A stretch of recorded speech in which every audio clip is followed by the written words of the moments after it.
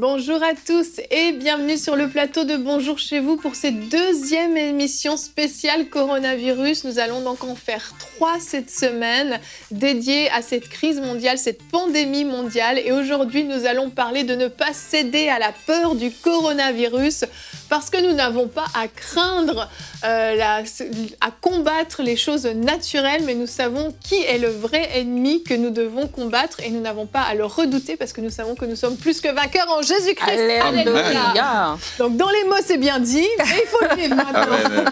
Parce que c'est facile de dire ça, mais à l'intérieur, on peut avoir une peur qui monte, particulièrement quand on écoute tout ce qui se dit dans les médias, etc. Et on peut vite se laisser déstabiliser par cette maladie, par des paroles qui sont dites à droite et à gauche, par des témoignages de personnes qui vivent certaines choses. Et on va voir qu'en tant que chrétien, on doit se positionner et on doit résister à la peur. C'est notre mandat. Et on va voir aujourd'hui comment on va faire en répondant à 2 questions dans la rubrique Pasteur, j'ai une question. Émission spéciale dit structure d'émission spéciale. La première question, c'est toi, chérie, qui va y répondre. Oui, c'est une question de Marlène qui nous écrit de Belgique. Pourquoi les chrétiens tombent-ils malades alors que la Bible regorge de promesses sur la guérison, divine. La santé divine? Ça, c'est une bonne question et elle n'est pas facile à répondre. Je suis désolée pour toi. Tu es loin pour un jour comme celui-ci. On va y répondre. Hein. La Bible est claire aussi. Amen. Et Omer, tu répondras à la deuxième question, une question d'Ingrid de France. C'est ça, comment garder mes pensées alors que tout autour de moi me pousse à la crainte. Ça dans les circonstances aussi. Actuelles, ça se prête très bien. Tout à fait, on est en plein dans le thème, on a bien fait notre travail pour cette émission. Et on aura également un sondage qu'on va vous présenter dans cette émission, mais avant tout, on va commencer avec toi, Annabelle, dans la pensée du jour.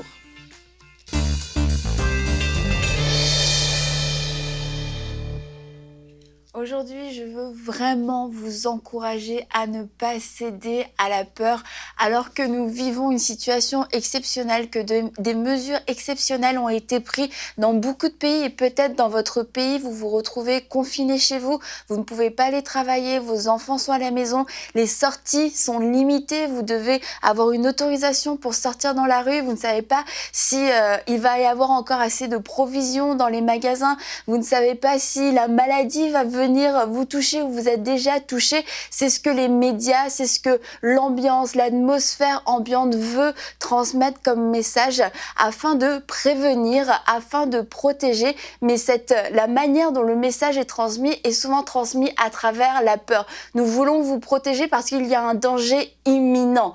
Et on a plus tendance à voir le danger imminent et à se dire mais comment est-ce que je pourrais être à l'abri? Comment est-ce qu'on va pouvoir s'en sortir? Ne cédez pas à la peur. Ne cédez pas à la panique. Le Seigneur Jésus existait avant le coronavirus. Amen. Et il existe encore aujourd'hui pendant le coronavirus, pendant cette pandémie. Ses promesses sont toujours oui et amen. La parole est toujours la vérité. La parole est toujours d'actualité.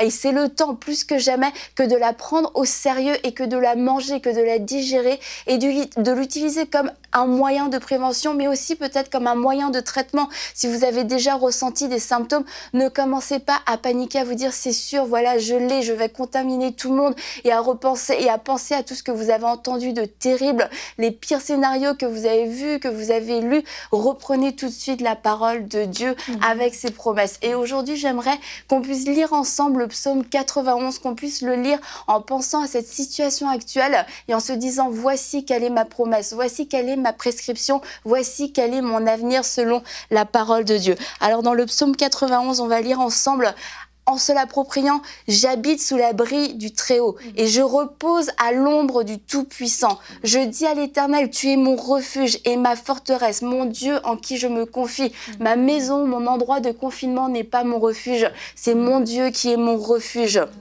C'est lui qui me délivre du piège de l'oiseleur et de la peste dévastatrice. Il me couvrira de ses ailes et je trouverai un refuge sous son plumage. Sa fidélité est un bouclier et une cuirasse.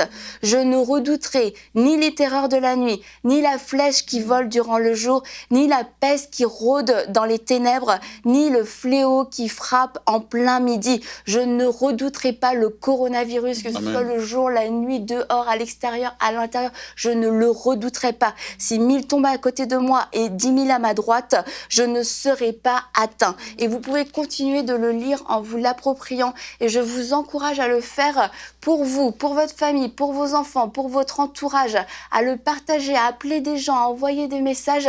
Mais pour vous, lisez-le tous les jours, plusieurs fois par jour et à haute voix. Que ceci soit votre prescription, que ceci soit votre moyen de prévention par excellence. Ne cédez pas à la peur. Jésus-Christ est toujours Seigneur. Amen. Jésus-Christ est toujours Seigneur. Amen et Amen. Amen. Et on parle de ne pas avoir peur, mais on ne parle pas non plus d'être complètement ridicule et stupide, dans le sens de prendre des risques inutiles. Je veux juste préciser au début de cette émission que la sagesse et la foi marchent ensemble, qu'il y a des recommandations qui ont été données, on les applique, on ne fait pas le super-héros, même pas peur, et puis on va se ruer dans les hôpitaux pour je ne sais quelle raison.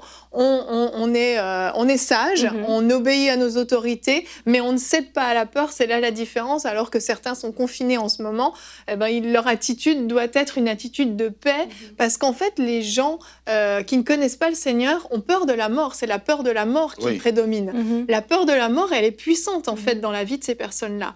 Et nous, en tant que chrétiens, cette paix qu'on a en nous, cette paix parce que la mort ne nous fait pas peur au fond. Paul disait la mort m'est un gain. Donc on n'a pas peur de la mort. Cette paix doit venir de cette assurance, non seulement que nous n'avons pas peur de la mort, mais surtout que nous connaissons Jésus-Christ qui est la solution pour cette nation, qui est la solution pour nos vies, qui est la solution pour nos corps, pour que nos corps soient en bonne santé. Et c'est là la différence. Et cette position qu'on a en tant que chrétien, de cette paix qu'on peut avoir, a aussi un pouvoir d'impact en fait dans la vie de ceux qui craignent autour de nous, nos voisins, nos amis, même les personnes qu'on a au téléphone, les membres de nos familles. Et c'est là aussi où cette position a un pouvoir même d'évangélisation indirecte, si on veut. On va regarder tout de suite un sondage qu'on a fait sur notre chaîne YouTube. Nous vous avons demandé si les informations relayées par les médias sur le coronavirus vous effrayaient-elles. Et vous avez été 8% à dire que ça vous fait peur. Merci beaucoup pour votre honnêteté. 22% oui, un peu. Et 70% non, pas du tout. Annabelle, on voit que les médias ont un grand rôle à jouer dans cette histoire, en fait, et véhiculent des informations qui peuvent faire générer la peur. Je suis quand même étonnée du 70% qui dit non, parce que quand on se nourrit des nouvelles et des médias, c'est un petit peu... ça fait un peu peur, en fait. Anxiogène. Ouais, voilà, mais j'arrivais pas à le dire. ça peut créer de la crainte. Alors, tant mieux si 70% des personnes n'ont pas cédé à la crainte. Mais je voudrais vraiment inviter les gens à faire attention à la mesure avec laquelle on va utiliser les médias, on va lire des articles. Il y a des informations qu'on a reçues une fois, c'est pas la peine de les lire en 10 déclinaisons sur 10 sites différents, 10 vidéos différentes. C'est pas la peine, parce qu'en fait, on est en train de se nourrir et il faut faire l'équilibre. Et à quel point est-ce que je me nourris des médias et des nouvelles, et à quel point je me nourris de la parole de Dieu. Et en fait, c'est ce déséquilibre qui risque à un moment donné de créer une brèche pour la peur. Donc oui, c'est bien de s'informer, il faut s'informer, parce que sinon, on ne serait pas au courant que les écoles sont fermées, puis on enverrait nos enfants à l'école. Donc c'est important de s'informer, de savoir quelles sont les consignes de sécurité dans mon pays, dans ma ville, etc. Mais de ne pas céder à cette curiosité qui est malsaine, d'aller voir la maladie de près, comment ça se passe, etc. Parce que ça peut, et surtout si on ressent que ça a créé une crainte, tout de suite être vigilant et prendre position et dire ok, c'est le temps que je médite la parole de Dieu pour que cette parole devienne plus vivante que tout ce que j'ai vu, lu ou entendu. Exactement. Et c'est important, justement, comme Annabelle a dit, de méditer cette parole. Et en ce moment, il y a beaucoup de parents qui sont à la maison avec leurs enfants. Et comme tu as dit, on est un témoignage juste pour les gens de l'extérieur, mais même pour nos enfants aussi, qui nous voient qu'est-ce qu'on est en train de dire. Est-ce qu'on est en train de confesser des symptômes? Est-ce qu'on est en train de confesser cette maladie? Est-ce qu'on est en train de confesser que voilà, le monde s'arrête et tout ça? Ou est-ce qu'on est en train de confesser la parole? Et comme Annabelle l'a dit dans sa pensée avec le psaume 91, de repasser, de le redire pour que ce soit en nous, en fait. C'est qu'on n'a pas peur en tant que chrétien parce qu'on n'a pas peur de la mort, mais parce qu'on sait aussi que Dieu nous garde, que Dieu préserve notre vie, qu'au travers de toute cette pandémie, nous ne serons pas atteints quand bien même la flèche vole en plein jour. Et c'est important aussi, je crois, que de se faire une liste de versets. Peut-être que c'est le temps aussi, pour nous en tant que chrétiens, de replonger dans la parole de Dieu. Peut-être qu'on était pris à le travail, le train-train de tous les jours, et peut-être qu'on a du mal même à dire, ok, qu'est-ce que le Seigneur me me donne? Quelle est ma promesse pour moi? Et il y a plusieurs versets qu'on peut s'inspirer, qu'on peut lire, qu'on peut partager même avec nos enfants, peu importe leur âge. S'ils sont plus petits, le dire, le déclarer sur leur vie. Et s'ils sont plus grands, de vraiment le partager, de prier avec ces versets-là. Il y en a plusieurs, j'en ai quelques-uns à vous proposer. Et sur le site emcitv.com, vous pouvez aussi y aller. Il y a l'EM Bible, que vous allez pouvoir retrouver des versets. Et aussi, directement sur le site, en tapant versets bibliques, il y a des documents qui ont déjà été créés avec plusieurs versets sur différents sujets. Donc, je vous invite vraiment à le faire. Ça va vous aider peut-être à cibler directement un verset en particulier. Alors, je vous propose, par exemple, Ésaïe 41:10, qui dit « Ne crains rien, car je suis avec toi. Ne promène pas des regards inquiets, car je suis ton Dieu, je te fortifie, je viens à ton secours, je te soutiens de ma droite triomphante. » Il y a le psaume 27 au verset 1 qui dit que l'Éternel est ma lumière et mon salut. De qui aurais-je crainte? Il est le soutien de ma vie. De qui aurais-je peur?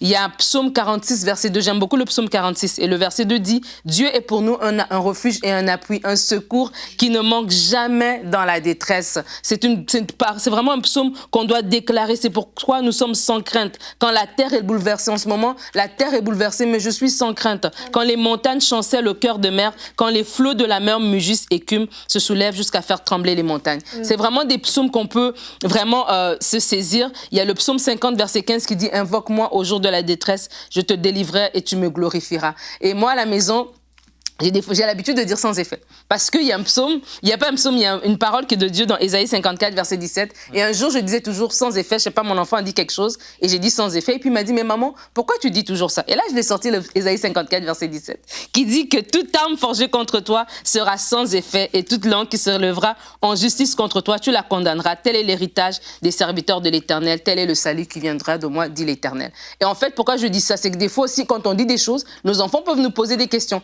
Et voilà l'occasion de leur présenter l'évangile, de leur présenter la parole de Dieu, de dire non mon fils, tu n'as pas peur, oui tu vas retourner à l'école, oui ça va aller demain. Aujourd'hui on est à la maison pour l'instant, mais c'est pas un temps pour dormir, mais comme a dit Jérémie, c'est un temps de prière. Nous sommes #confinés pour prier. Et vraiment, j'encourage les gens à se saisir de la parole pour pouvoir vraiment passer à travers cette situation. Amen. Amen. Hashtag sans effet. Voilà.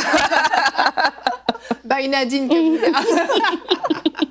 On va regarder notre verset du jour. Matthieu 10 au verset 28 nous dit « Ne redoutez pas ceux qui tuent le corps, mais qui ne peuvent pas tuer l'âme. Redoutez plutôt celui qui peut faire périr l'âme et le corps en enfer. » Quand on remet ça dans une perspective éternelle, quand on met cette pandémie dans une perspective éternelle, on réalise qu'au fond, c'est pas la maladie qu'on devrait craindre, mais on devrait avoir une crainte de Dieu.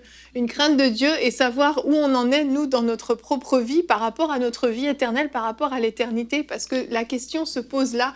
Tout est une histoire d'éternité. Et oui, on doit développer une crainte de Dieu, parce que cette maladie a le pouvoir de faire périr certains. Mais si notre éternité est assurée en Christ, on ne craindra pas la maladie. Par contre, on va craindre Dieu et on va marcher dans la justice et dans la sanctification. On va continuer cette émission avec notre rubrique Pasteur, j'ai une question. On commence avec toi, chérie. Marlène de Belgique. Pourquoi les chrétiens tombent-ils malades alors que la Bible est remplie de promesses sur la santé divine?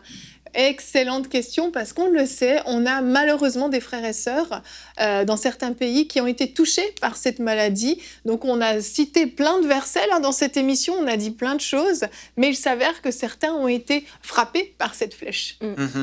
Tout à fait.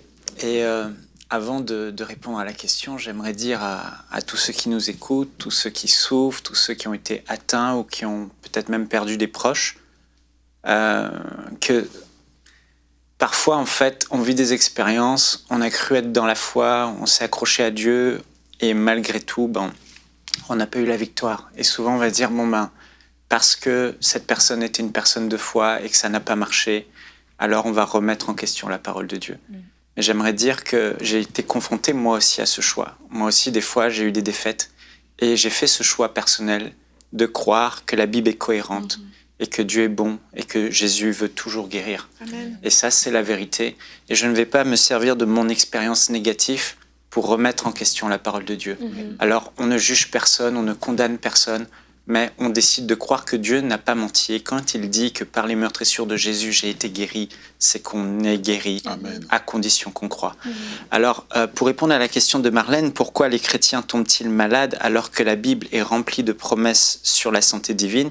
On l'a lu, le psaume 91, on voit qu'il y a les promesses de protection. La réponse, elle est claire, elle est très simple. Jésus a toujours reproché à ses disciples dans les temps de tempête, dans les moments difficiles. Dans la tempête, il a dit « gens de peu de foi »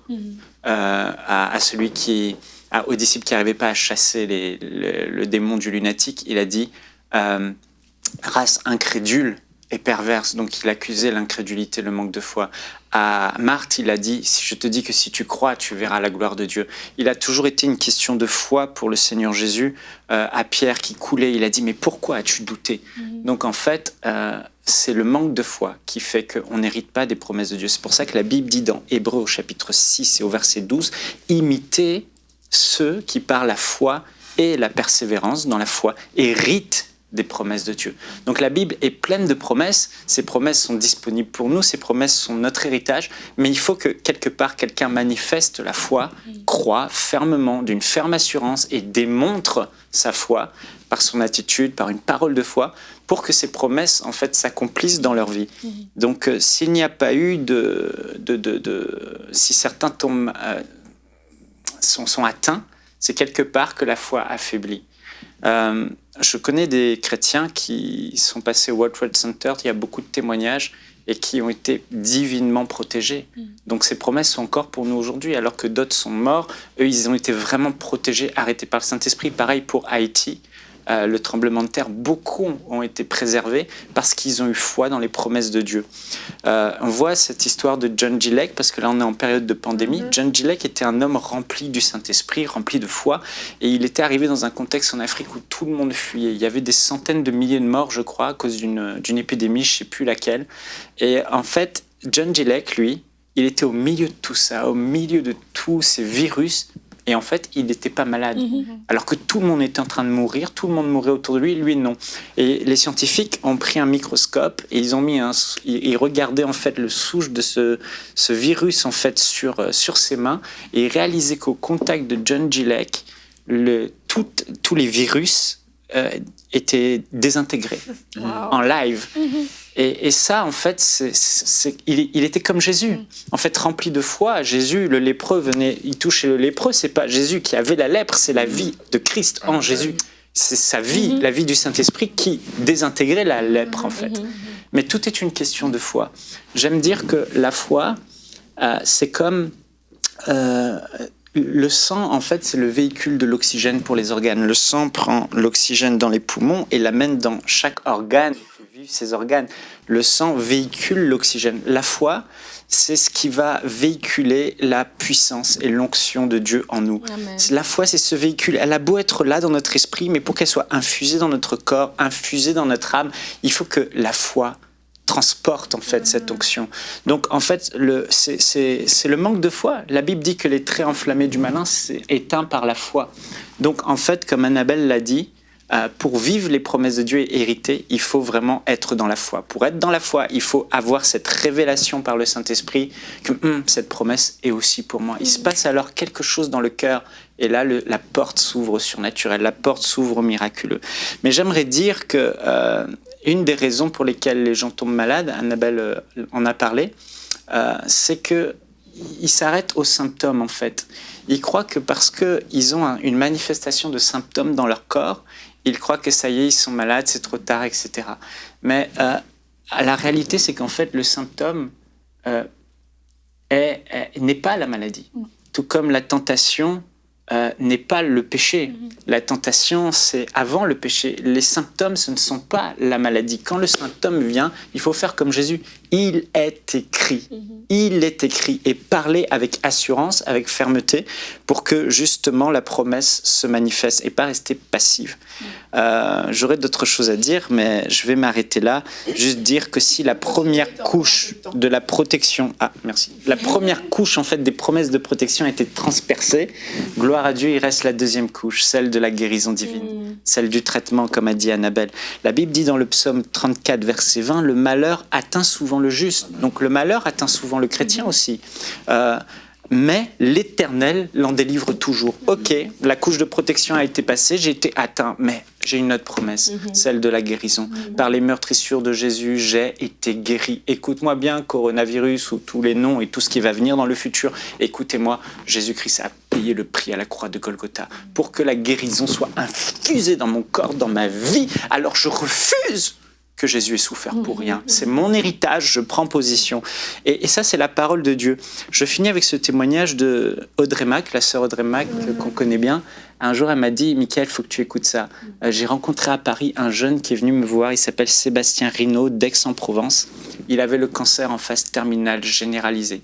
Et il est venu me voir, il m'a dit, j'étais mourant, je ne pouvais plus voir. Le cancer l'avait rendu aveugle, il ne pouvait plus se mouvoir, il était cloué au lit et l'hôpital l'avait dit, écoutez, restez chez vous. Gardez votre fils chez vous. À ses parents, ils ont dit parce qu'il n'y a plus d'espoir, il va mourir dans quelques semaines. Et donc le fils était sur son lit de mort et il a dit à son père, papa, fais-moi écouter des enseignements, je ne peux pas voir, je ne peux plus vraiment bouger, mais je peux écouter. Et je veux écouter la parole de Dieu. Son père est allé sur InStudio, la série de guérison sur Audrey Mac, et je vous encourage à écouter. Tapez Audrey Mac InStudio sur YouTube ou sur mcitv.com. Et ce jeune homme s'est nourri des enseignements de guérison d'Audrey Mac. Il s'est nourri.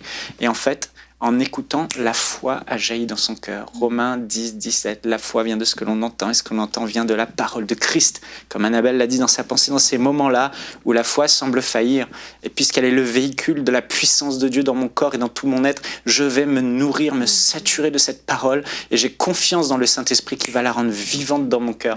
Alors il a écouté, il a recouvré la vue. Le cancer a totalement disparu, c'est un miraculé. Il est venu témoigner à Audrey Mac. Alors il y a de l'espoir. Si vous êtes atteint, sachez que Dieu peut vous guérir. Et j'aimerais quand même dire merci parce qu'il y a une troisième couche. Dieu a donné la sagesse aux hommes. Merci à la médecine, parce que quand la première couche est transpercée, la deuxième couche est transpercée, et que parfois la médecine nous aide aussi avec la sagesse que Dieu a donnée à l'homme. Tout à fait. Et on le répète, on n'est pas en train de juger ou de condamner ceux qui sont tombés malades, mais on vous encourage à bâtir votre bateau de foi, même dans la tempête. Vous pouvez vous relever de cette maladie et soyez fortifiés au nom de Jésus. Vous avez toute notre compassion et nos prières si vous êtes souffrant actuellement. Omer, on continue avec toi. Ingrid de France, comment garder mes pensées alors que tout autour de moi me pousse à la crainte? Voici sa question.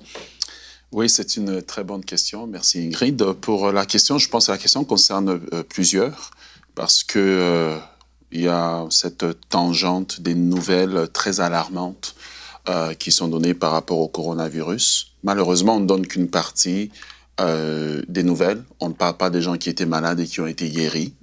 On nous donne que la partie des gens qui sont décédés. Mais ce que j'aimerais dire à Ingrid et à tous ceux qui nous regardent aujourd'hui, premièrement, c'est normal. C'est normal qu'on ait une crainte, étant donné les nouvelles que nous recevons.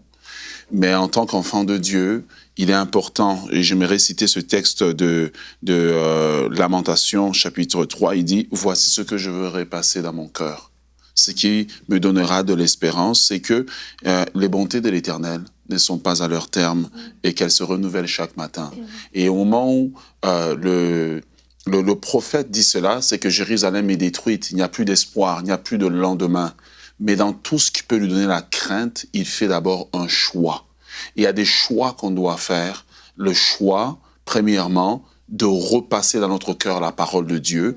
Dieu nous donne cette opportunité dans nos maisons, pas pour simplement dormir, être sur différents sites pour écouter des nouvelles, mais pour nous-mêmes nous nourrir de la parole, parce que c'est la parole qui est en nous, qui va d'abord nous fortifier intérieurement.